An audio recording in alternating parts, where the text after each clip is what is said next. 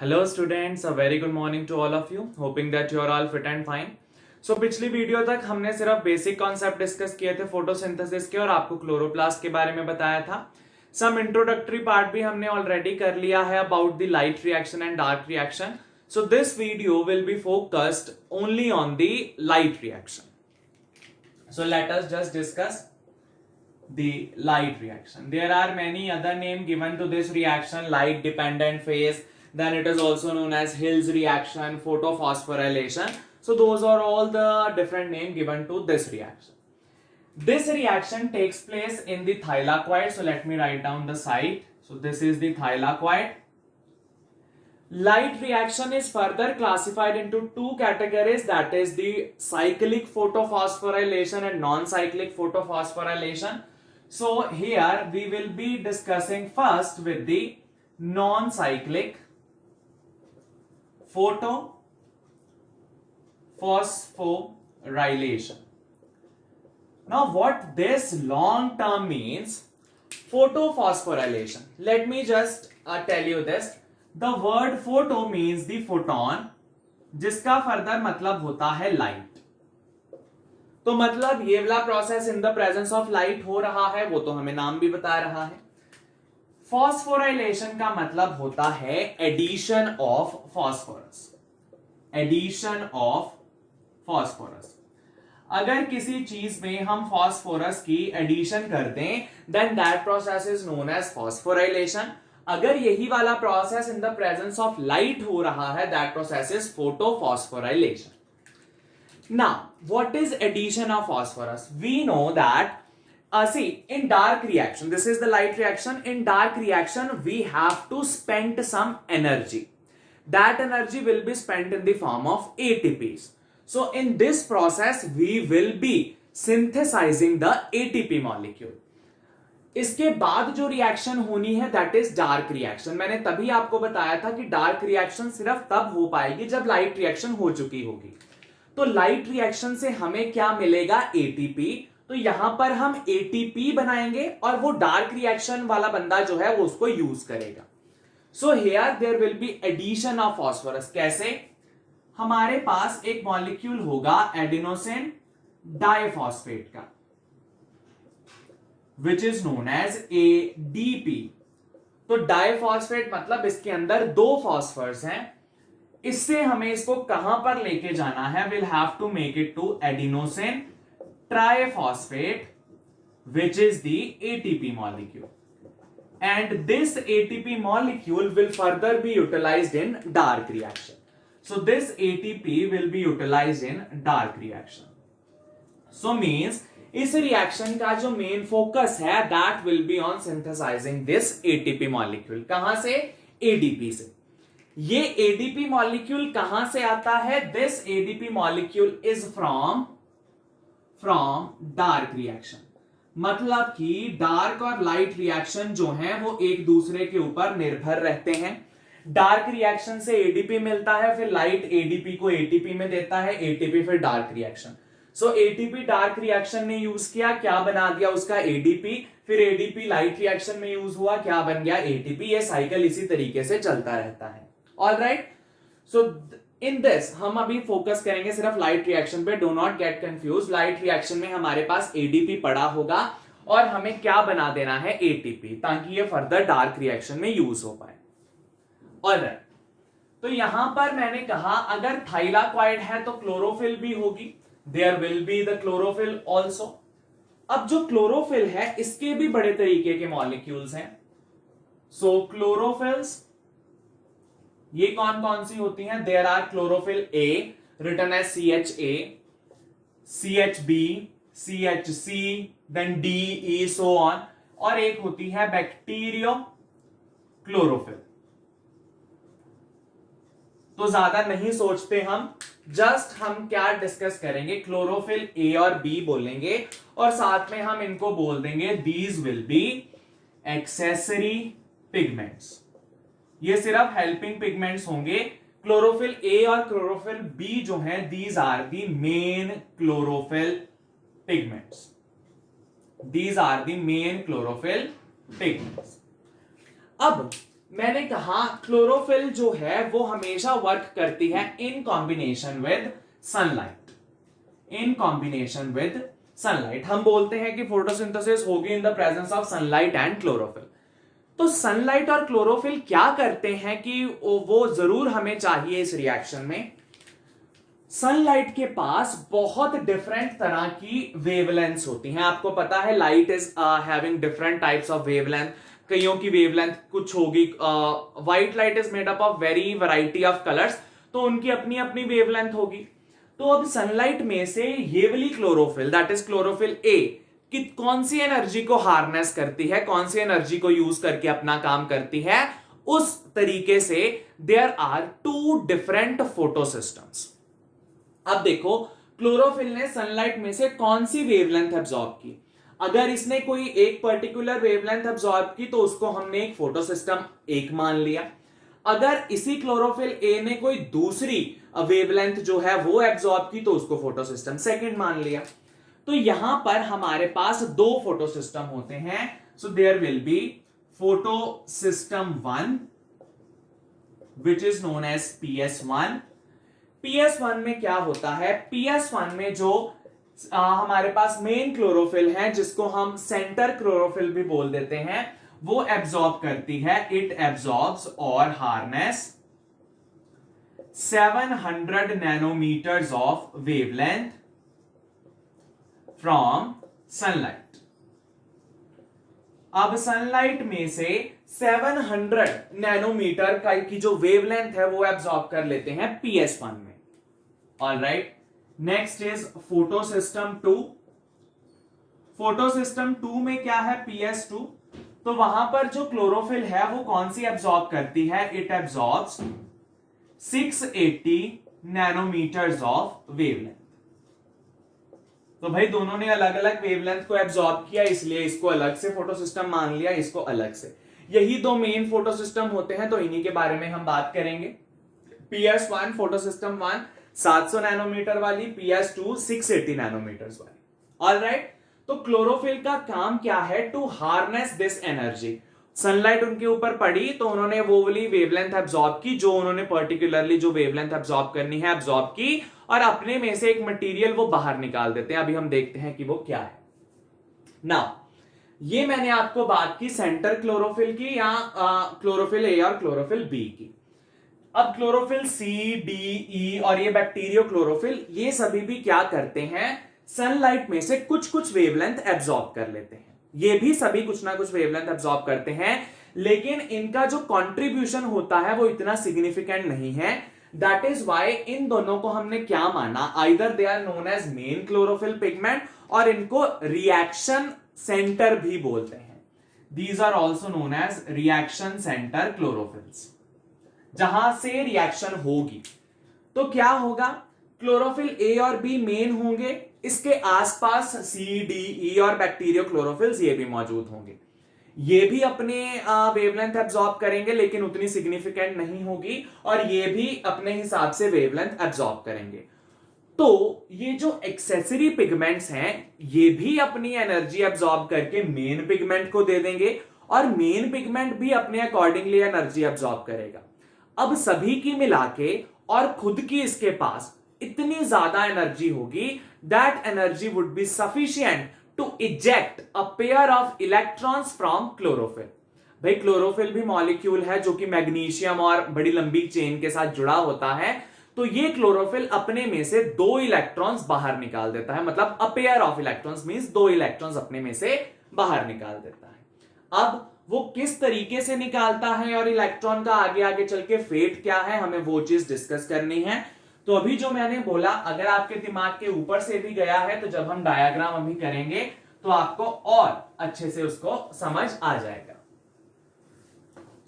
Alright, see this is the reaction centre chlorophyll, chlorophyll a.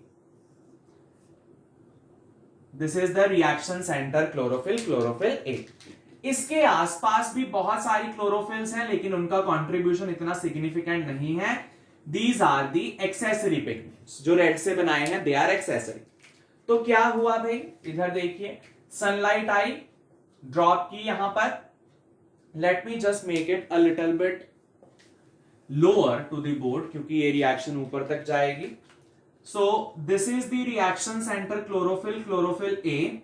इसके आसपास मेरे पास pigments हैं, कौन से? एक्सेसरी, जिनका रोल इतना नहीं है लेकिन इसके साथ रहते हैं वो क्लोरोफिल के साथ, रिएक्शन सेंटर क्लोरोफिल के साथ.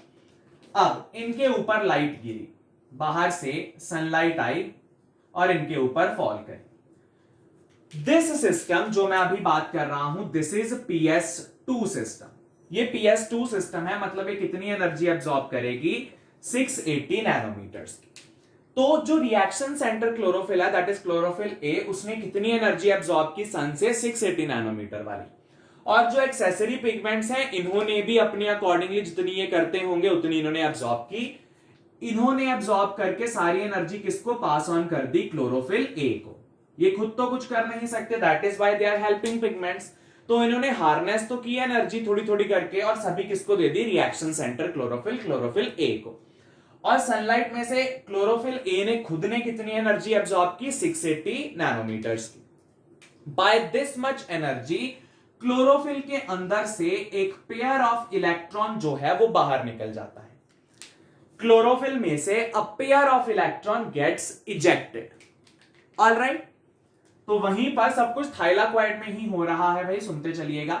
All these things is happening in the thylakoid only. तो ये जो पेयर ऑफ इलेक्ट्रॉन है, ये किसके पास चले जाते हैं? This will go to primary electron acceptor. So PEA is primary electron acceptor. Let me write it here. This is a primary electron acceptor. So this is moved towards a substance which is known as primary electron acceptor. अब ये electron बाहर निकल गए हैं, तो obviously these electrons they are having a very high amount of energy. तो ये energy को किसने एक्सेप्ट किया? कोई प्राइमरी इलेक्ट्रॉन एक्सेप्टर ने.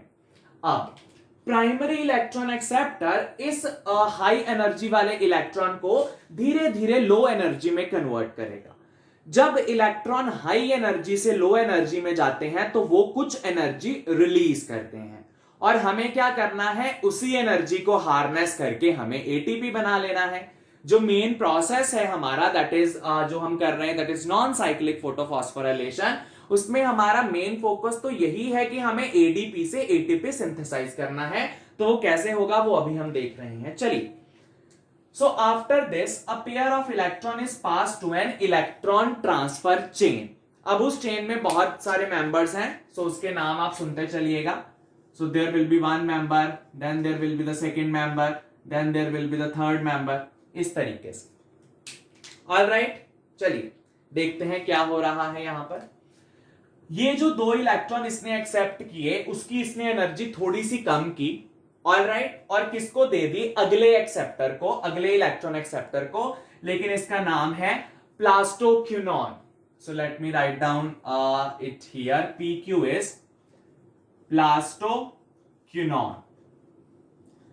After plastoquinone, this is entered to cytochrome complex. CY is cytochrome complex. This is the next electron acceptor. ये दो electron इसमें, ये दो इलेक्ट्रॉन इसने इसको दिए, और फाइनली इसने ये दो इलेक्ट्रॉन अगले एक्सेप्टर को दे दिए, which is plastocyanin. So PC is plastocyanin. तो ये तीन इलेक्ट्रॉन एक्सेप्टर और आए. This is PEA primary. तो इसने ये जो हाई एनर्जी वाले इलेक्ट्रॉन पहले कुछ देर के लिए अपने पास रखे, फिर धीरे धीरे करके ये उतनी एनर्जी जो है रिलीज करता जाता है, and finally it has given it to this PC which is the plastocyanin. अब ये जो दो इलेक्ट्रॉन PC के पास आए, इसने फर्दर ये इलेक्ट्रॉन किसको दिए? It has given this further pair of electron to the next photosystem. अगले photosystem को दिए. कैसे? अभी तक तो हमने PS2 पढ़ा है, सो अब PS1 भी आएगा. सो this is the reaction centre chlorophyll A. इसके आसपास एक्सेसरी पिगमेंट्स हैं. This is the accessory pigments. तो क्या हुआ भाई? ये PS1 है, तो PS1 कितनी एनर्जी एब्जॉर्ब करता है? 700 नैनोमीटर की, 700 नैनोमीटर की। अब एक इलेक्ट्रॉन, ये जो पेयर ऑफ इलेक्ट्रॉन तो क्लोरोफिल ए को ये दे रहा है, लेकिन क्योंकि ये भी कोई ना कोई वेवलेंथ एब्जॉर्ब करता है तो इसके ऊपर भी सनलाइट गिरेगी, इसके ऊपर भी सनलाइट गिरेगी भाई। तो क्या होगा, दो इलेक्ट्रॉन से जो भी एनर्जी इसको मिली वो इसके पास आई, फिर सनलाइट में से इसने एनर्जी एब्जॉर्ब की, और जो आसपास वाले पिगमेंट्स हैं उसने भी अपनी एनर्जी रिएक्शन सेंटर क्लोरोफिल को दे दी। इन सभी को मिला करके फिर इस वाले क्लोरोफिल ने भी अपने में से क्या निकाल दिए? दो इलेक्ट्रॉन्स। अपने में से क्या निकाल दिए? अ पेयर ऑफ इलेक्ट्रॉन। अब यहां पर भी एक हमारे पास प्राइमरी इलेक्ट्रॉन एक्सेप्टर पड़ा है, पीईए, उसने ये हाई एनर्जी वाले इलेक्ट्रॉन्स को एक्सेप्ट किया, और उसके बाद एक और मेंबर को इसने ये इलेक्ट्रॉन दे दिए, मतलब एनर्जी कम कर दी। ये मेंबर है ferredoxin. So FD is ferredoxin. So FD is what? Ferredoxin. अब ये जो पेयर ऑफ इलेक्ट्रॉन है जब फेरिडॉक्सिन में से क्रॉस होता है, this electron, a pair of electron is given to a very very important substance which is known as NADP. This is given to a substance which is known as NADP. Alright, so this is nicotinamide adenine diphosphate. Alright, so nicotinamide adenine dinucleotide phosphate. तो ये नाम याद रखिएगा, let me write it down. So this is nicotinamide adenine dinucleotide phosphate. Dinucleotide phosphate. Alright, so ये बड़ा लंबा सारा नाम है, लेकिन याद रखना है आपको, it is NADP, nicotinamide adenine dinucleotide phosphate.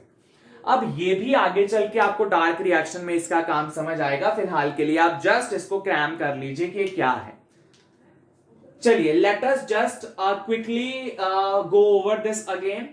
तो क्या हुआ, हमारे पास एक रिएक्शन सेंटर क्लोरोफिल है, क्लोरोफिल ए, उसके आसपास एक्सेसरी पिगमेंट्स है, सभी ने सनलाइट में से एनर्जी एब्जॉर्ब की, और इस क्लोरोफिल में से अ पेयर ऑफ इलेक्ट्रॉन निकल गया। This pair of electron will move to primary electron acceptor. उसने ये इलेक्ट्रॉन को एक्सेप्ट किया और धीरे धीरे करके एनर्जी उसकी कम करता जाता है। यहां से एनर्जी गई PQ के पास, PQ से CY के पास, CY से PC के बाद, PC के बाद ये जो दो इलेक्ट्रॉन बच गए ये दूसरे फोटो सिस्टम फर्स्ट को चले गए। वो कितनी एनर्जी एब्जॉर्ब करता है? 700। तो दो इलेक्ट्रॉन ने इसको भी कुछ एनर्जी दी होगी, कुछ एनर्जी इसने सनलाइट से एब्जॉर्ब की होगी, as a result of which दो इलेक्ट्रॉन इसमें से निकल गए। फिर प्राइमरी इलेक्ट्रॉन एक्सेप्टर ने एक्सेप्ट किया, फिर एक और बंदे के बीच में से पास करवाया, दैट इज फेरिडॉक्सिन, उसकी एनर्जी कम हुई, और ये जो इलेक्ट्रॉन बच गए, it is then given to another substance which is known as NADP। अच्छा, तो भाई प्रोसेस का नाम तो बड़ा अच्छा सा लिख दिया कि फोटोफॉस्फोराइलेशन। यहां पर किसी भी स्टेप पर अभी तक एडिशन ऑफ फास्फोरस तो हुई नहीं, तो वो करते हैं भाई। इलेक्ट्रॉन की मैंने कहा था जब एनर्जी कम होती है, जब इलेक्ट्रॉन अपनी हायर एनर्जी से लोअर एनर्जी में आते हैं, तब वो कुछ एनर्जी बाहर छोड़ देते हैं, और वही एनर्जी हम यूटिलाइज करेंगे for the conversion of ADP to ATP। तो वो कहां पर होती है भाई? That takes place when it moves from the cytochrome complex. जब इलेक्ट्रॉन साइटोक्रोम से PC पर आते हैं तब वो इतनी एनर्जी छोड़ देते हैं कि ADP को ATP में हम कन्वर्ट कर सकते हैं। तो बाहर पड़ा होगा ADP, एक इनऑर्गेनिक फास्फोरस लेके, एक बाहर से फास्फोरस लेके ADP किसमें कन्वर्ट हो जाएगा भाई? ATP में। एक ADP किसमें कन्वर्ट हो जाएगा? ATP में। तो भाई देखो इस प्रोसेस में क्या हुआ, ADP ATP में कन्वर्ट हुआ। ये क्यों हो पाया? एनर्जी किसने दी? इन इलेक्ट्रॉन्स ने, जो यहां से पास ऑन हो रहे हैं, उन इलेक्ट्रॉन ने एनर्जी दी for the conversion of ADP to ATP। और इतने से प्रोसेस को करने के लिए हमें इतनी सारी चीजें समझनी पड़ती हैं, and this process is phosphorylation. अब ये हो ही नहीं पाता अगर सनलाइट ना होती, सो that is why this is photophosphorylation. अच्छा, अब अभी अभी तो इंपॉर्टेंट चीज आने वाली है, जस्ट सुनते रहिए आप, इंपॉर्टेंट चीज आने वाली है। अब देखो, बार बार सनलाइट अगर इसके ऊपर गिर रही है तो क्लोरोफिल बार बार अपने में से 2 इलेक्ट्रॉन निकालता जा रहा है, बार बार निकालता जा रहा है, तो एक टाइम ऐसा आएगा इसके पास इलेक्ट्रॉन्स खत्म हो जाएंगे। This thing will not be having any electron. तो अब ये कैसे करेगा? ये तो हमने एक मॉलिक्यूल की बात की है, बहुत सारे मॉलिक्यूल्स होंगे इसके क्लोरोफिल के, तो सभी में यही होता रहेगा। ये प्रॉब्लम इसमें नहीं है। क्यों? ये 2 इलेक्ट्रॉन निकाल रहा है तो इसको 2 इलेक्ट्रॉन मिल रहे हैं, ये 2 निकालता जा रहा है, पीछे से आते जा रहे हैं, इसको कोई देने वाला नहीं है, तो एक टाइम ऐसा होगा क्लोरोफिल अपना काम करना बंद कर देगी। बिल्कुल। तो इसको ओवरकम करने के लिए क्या होता है, इसकी कमी, ये जो 2 इलेक्ट्रॉन बार बार निकलते हैं और इसको नए इलेक्ट्रॉन नहीं मिल पा रहे, इसकी कमी कौन पूरी करता है? इसकी कमी पूरी करता है वाटर। इसकी कमी पूरी करता है भाई वाटर। किस तरीके से? भाई फोटोसिंथेसिस में हम क्या क्या चीजें यूज करते हैं, रॉ मटेरियल क्या क्या होते हैं। So let me just write down the reaction. Reaction says carbon dioxide plus water will give glucose plus oxygen plus water. लेकिन जो मेन प्रोडक्ट्स हैं they are glucose and oxygen. तो कार्बन डाइऑक्साइड और water, these are the raw material, जिससे हमें मिलता क्या है? Glucose and oxygen, these are the products. अब हम पानी क्यों देते हैं फोटोसिंथेसिस के लिए? क्योंकि पानी में से ही जो 2 इलेक्ट्रॉन इसके बार बार निकल रहे हैं, पानी ही अपने में से 2 इलेक्ट्रॉन इसको देगा। एंड दैट प्रोसेस क्या होता है वो अभी हम करने जा रहे हैं। That is a very very important process. अब बुक में सीधा लिख दिया है, शुरू ही इससे करते हैं वो कि ये प्रोसेस होता है, लेकिन ऐसे नहीं समझना। अगर आपको ये फोटो सिस्टम वाला कंसेप्ट नहीं समझ में आएगा तो आप उसको लॉजिकली नहीं समझ पाएंगे। So now the next is the photolysis of water. Photolysis of water. Photolysis, photo का मतलब है in the presence of light, lysis का मतलब होता है किसी चीज का टूटना। तो photolysis means there is a breakage of the bonds of the water. तो क्या होगा भाई, यहां पर हमारे पास we are having water, so in the presence of sunlight it gets splitted into hydrogen and oxygen. ये स्प्लिट हो जाएगा इनटू हाइड्रोजन एंड ऑक्सीजन। अच्छा, अब देखो मैंने बैलेंस करना है, so let me just balance it as 2 hydrogen 2 hydrogen, 1 oxygen है, यहां पर 2 है, तो मैंने क्या किया, मैंने इसको हाफ लिख दिया। मैंने इसको हाफ लिख दिया। जस्ट भाई इसको समझ लीजिए, इसको इसी तरीके से समझना ज्यादा आसान रहेगा। हमें पता है कि इसको भी 2 से मल्टीप्लाई कर दीजिए, इसको भी 2 से, तो बैलेंस हो जाएगी। सो दैट इज वन वे। इसको इस तरीके से समझिए तो अंडरस्टैंड करना आसान हो जाएगा। 2 H2 थे, मतलब H2 थे, यहां पर भी H2 है, ऑक्सीजन 1 था, यहां ऑक्सीजन 2 थे, उनका आधा कर दिया तो कितना ऑक्सीजन रह गया? 1। ऑलराइट, आधे ऑक्सीजन को हम सिंपली नेसेंट ऑक्सीजन भी बोल सकते हैं। आधे ऑक्सीजन को नेसेंट ऑक्सीजन, मतलब एक ऑक्सीजन अकेला पड़ा है, ये बोल सकते हैं। And this oxygen is highly reactive. This oxygen is highly reactive. ये बहुत ज्यादा रिएक्टिव होता है, हाईली रिएक्टिव। अच्छा, अब ये पड़ा आपके पास हाइड्रोजन, तो हाइड्रोजन क्या करेगा, इसकी अलग से क्या होगी भाई? देखिए, hydrogen again in the presence of sunlight gets splitted into 2H positive. उसने क्या दिया, अपने में से इलेक्ट्रॉन्स निकाल दिए। 2 हाइड्रोजन थे, 2 इलेक्ट्रॉन निकाले तो 2H पॉजिटिव बन गए, और साथ में क्या रिलीज हो जाएंगे? साथ में जो 2 इलेक्ट्रॉन इसने निकाले हैं वो रिलीज हो जाएंगे। क्या हुआ, हाइड्रोजन के ऊपर सनलाइट गिरी तो इसने अपने आप को आयन में बदल दिया। हाइड्रोजन का मॉलिक्यूल था, मतलब 2 हाइड्रोजन, तो ये किसमें कन्वर्ट हो गए? 2H पॉजिटिव में। ये तभी हो पाएगा अगर उसके बीच में से 2 इलेक्ट्रॉन निकल पाएंगे, तो वो 2 इलेक्ट्रॉन निकल गए। ऑलराइट, नहीं समझ आया? Let us just right it down one more time. इस तरीके से समझिए इसको। H2 थे ना, तो यहां इसको इस तरीके से समझ लीजिए कि एक H है। लेट अस से H2 से नहीं समझ रहा तो एक H है, एक H ने अपने में से एक इलेक्ट्रॉन निकाला तो क्या बन गया H पॉजिटिव। ठीक है, यहां पर तो दो H हैं, तो एक और H ने अपने में से एक और इलेक्ट्रॉन निकाला तो एक और H पॉजिटिव बन गया। दोनों को ऐड कर दीजिए, ये क्या हुआ 2H minus 2 electron will give 2H positive. दोनों को ऐड कर दिया, ये इलेक्ट्रॉन माइनस में है, उधर जाके किस में हो जाएंगे प्लस में। तो यही तो मैंने लिखा, चाहे इसको 2H लिख लो चाहे H2 लिख लो। सो 2H will give 2H positive plus 2 electron. यहां से समझ आया है तो यहां से, अगर जिनको यहीं से समझ आ गया that is well and good.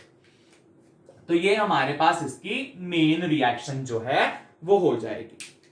अब दिक्कत क्या थी हमारे पास कि ये दो इलेक्ट्रॉन इसके बार बार खत्म हो रहे थे, हमें कोई चीज चाहिए जो दो इलेक्ट्रॉन इसको वापस दे दे। तो रिएक्शन में हमने क्या डाला, पानी। फोटोसिंथेसिस में पानी जो है that is also one of the raw material. जब फोटोलिसिस हो जाती है पानी की तो इसमें से क्या निकल जाते हैं, दो इलेक्ट्रॉन। तो ये जब भी मैंने देखे कि अच्छा भाई वाटर में से दो इलेक्ट्रॉन निकल गए, ये तो हमारे काम के हैं भाई। कैसे, ये वाले दो इलेक्ट्रॉन जो हैं वो किसको मिल जाएंगे दोबारा, इस क्लोरोफिल को। ये जो दो इलेक्ट्रॉन फोटोलिसिस में से निकले हैं ये इसने किसको दे दिए, इस क्लोरोफिल को। अब दो इलेक्ट्रॉन इससे निकल रहे हैं, पानी इसको दो इलेक्ट्रॉन दे रहा है, निकल रहे हैं, पानी इसको दो इलेक्ट्रॉन दे रहा है। मतलब क्लोरोफिल ने जितने इलेक्ट्रॉन निकाले पानी ने उतने ही इलेक्ट्रॉन इसको वापस दे दिए। हेंस जो डेफिशिएंसी थी इलेक्ट्रॉन की वो अब पूरी हो चुकी है। ऑलराइट, अच्छा, what is the fate of these 2H positive. ये 2H पॉजिटिव का आगे क्या होता है, this 2H positive will be given to NADP। तो अब NADP के पास 2H पॉजिटिव भी हैं और 2 इलेक्ट्रॉन्स भी हैं। भाई NADP को 2 इलेक्ट्रॉन ये फेरेडॉक्सिन दे रहा है, NADP को 2H पॉजिटिव किसने दे दिए, हाइड्रोजन ने। तो NADP किसमें कन्वर्ट हो जाता है भाई, NADP गेट्स कन्वर्टेड इनटू, भाई देखो ध्यान से देखना, मैं ये चीज इरेज कर रहा हूं ताकि समझ में आ जाए आपको। NADP पड़ा है, इसको 2 इलेक्ट्रॉन ऊपर से मिले, 2H पॉजिटिव इसको किसने दिए, हाइड्रोजन ने। तो 2H पॉजिटिव और 2 इलेक्ट्रॉन मिल गए तो हाइड्रोजन के आयंस को उसने हाइड्रोजन के मॉलिक्यूल्स में कन्वर्ट कर दिया। जस्ट इससे रिवर्स वाली reaction, 2H positive plus 2 electron क्या दे देगा, 2H या सिंपली H2। तो इनसे क्या बन जाएगा, इन दोनों चीजों से फिर से क्या बन जाएगा भाई, हाइड्रोजन। सो NADP प्लस हाइड्रोजन क्या दे देता है हमें, NADPH2। तो ये हाइड्रोजन इसके साथ लग जाता है and this is known as reduction और reducing power. This is known as reducing power, इसको बोलते हैं भाई रिड्यूसिंग पावर। अब ये क्यों बनी है ये भी आपको डार्क रिएक्शन में जाके पता लगेगा, इसका भी बड़ा ही सिग्निफिकेंट काम होता है। ऑलराइट, NADP था, उसको 2 इलेक्ट्रॉन ऊपर चेन से मिले, 2H पॉजिटिव हाइड्रोजन की स्प्लिटिंग से मिले और इसने क्या बना दिया, NADPH2 and this is known as reducing power. इसको बोलते हैं रिड्यूसिंग पावर। पानी स्प्लिट हुआ that is known as photolysis of water. उसका मेन काम क्या था, 2 इलेक्ट्रॉन निकालने ताकि इसकी कमी पूरी हो पाए, वो कमी इसने पूरी की। 2H पॉजिटिव NADP को दिया, उसने किसमें कन्वर्ट कर दिया, NADPH2 में। अब रह गया ये नेसेंट ऑक्सीजन, ये मैंने कहा था हाईली रिएक्टिव है। तो क्या होगा, ये तो एक स्प्लिट किया है पानी का मॉलिक्यूल, थोड़े टाइम बाद दूसरा पानी का मॉलिक्यूल स्प्लिट करेगा और एक और नेसेंट ऑक्सीजन बन जाएगी, एक और नेसेंट ऑक्सीजन बन जाएगी। तो ये दोनों आपस में रिएक्ट करके क्या बना देंगी, ऑक्सीजन। एक नेसेंट ऑक्सीजन दूसरी नेसेंट ऑक्सीजन आपस में रिएक्ट करेगी and it will form a oxygen molecule. तो यहां पर जो मेन क्वेश्चन आता है आपको कि बताइए जो आपको प्रोडक्ट में ऑक्सीजन ऑब्टेन होती है क्या वो कार्बन डाइऑक्साइड से मिलती है कि वाटर से। तो आप हमेशा लिखेंगे it is obtained from water. भाई रिएक्शन क्या थी उसकी, रिएक्शन मेन थी उसकी CO2 plus water gives oxygen plus glucose. तो वो पूछते हैं ये ऑक्सीजन क्या कार्बन डाइऑक्साइड में से निकली है या पानी में से निकली है, तो आपका आंसर क्या होगा, it is from the water. पानी की स्प्लिटिंग से हमें जो बाहर बाय प्रोडक्ट में ऑक्सीजन मिलती है that is from the splitting of water. Alright, so यहां पर अभी हमने किया non cyclic photophosphorylation, addition of phosphorus हुई लेकिन एक कोई कंप्लीट साइकिल सा बना नहीं। So this is known as the non-cyclic photophosphorylation. All right. So let us just quickly do cyclic photophosphorylation also. Let us just quickly do cyclic photophosphorylation. तो वो इतना ज्यादा समझने वाला नहीं है, मतलब अगर आपको वो समझ आ गया तो ये तो फटाफट से आ जाएगा। So this is reaction center chlorophyll A. इसके आसपास हमारे पास एक्सेसरी पिगमेंट्स हैं। ये काम करता है with photo system 1 only. So PS1 मतलब 700 नैनोमीटर वाली एनर्जी लेगा भैया।